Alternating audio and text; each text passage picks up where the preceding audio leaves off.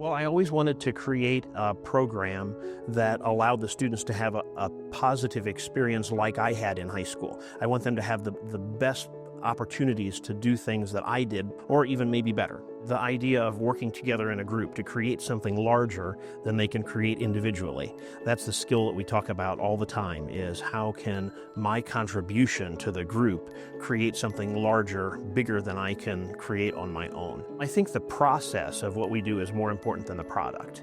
I've always thought that, or felt that, if the process is good, I don't have to worry about the product because it'll come along. So we try to focus on the process of what we're doing. The kids have achieved some pretty cool things. I'm just really blessed to be able to work with great kids. I mean, I don't make any sound when I conduct. It's the students that make the sound. And we have some great kids here at Anthony Wayne. I think arts programs are important because it gives another opportunity for kids to feel a sense of belonging. We have some wonderful teachers, and I think that all of people that are working in so many band programs are changing some little part of the world, and it's about making those small ripples in the water that grow into bigger waves.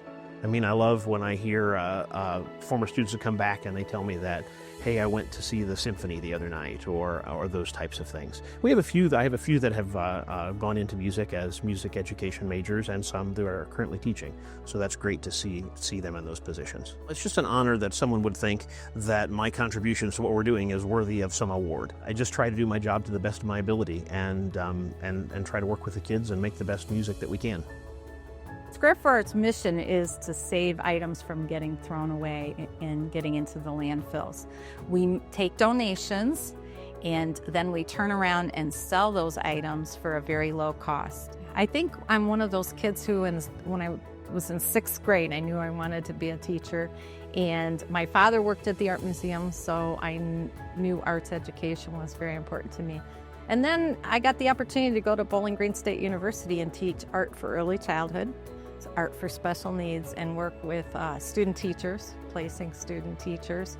So the arts has been my passion, but my parents helped me grow up appreciating recycling.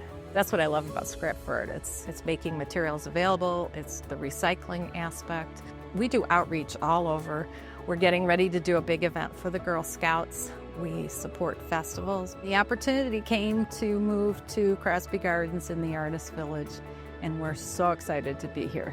We had 4 weeks of summer camps, and being in this new location for a summer camp is just magical. The kids can really explore the park and then also take the classes. So it's just magical being here at Crosby Gardens. Well, I've been very active in the arts in Toledo. I was on the Toledo Ballet Board, and I've worked at the Art Museum, and I'm currently volunteering at the Art Museum. So I have involvement in a lot of arts-affiliated organizations. You know, we tend to get that STEM mentality that we've got to work on science and technology and engineering and math, but I love it when they add and make it STEAM. A person that has math or science or technology or engineering, they need that creative component to what they're doing. So if they're going to design the next thing, they need to have that creative class that lets them explore materials, lets them paint, lets them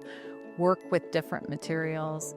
I just love getting as many kids to appreciate art as I can. Just want everybody to appreciate art. I was in the Lima City schools for 40 years. I started with being a substitute in art education. I went to school to be an art therapist and an art educator, and I had some tremendous mentors, not only in the schools, but in the community. Art shouldn't be extra. It shouldn't be for the only when you're finished with everything else or the elite. It should be embedded and on the same level.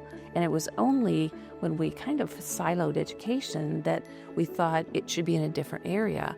When if we go back and see what arts used to be in cultures, it was always a part of everything else. And that's what's led the success for almost everything that we do here at ArtSpace, is it doesn't exist by itself, it's got to be relevant.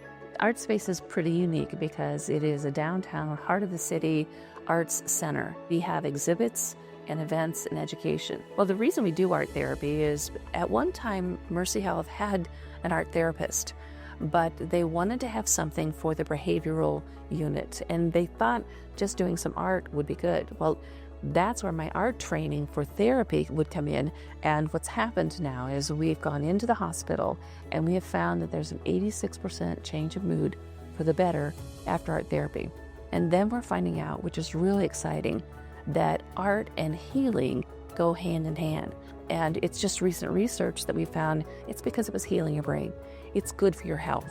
And now we're looking at ways to do a lot more. When we were working in here, we started expanding our programming. And a donor who was watching and following and participating said, I know you're out of space. So the building next door to us was abandoned. It had been empty for 3 years. So they offered to give us the money to buy the building. We can have other opportunities that will just grow in availability and exposure for artists. It's humbling to think someone else would think so much of what I'm doing or this organization is doing or education is doing.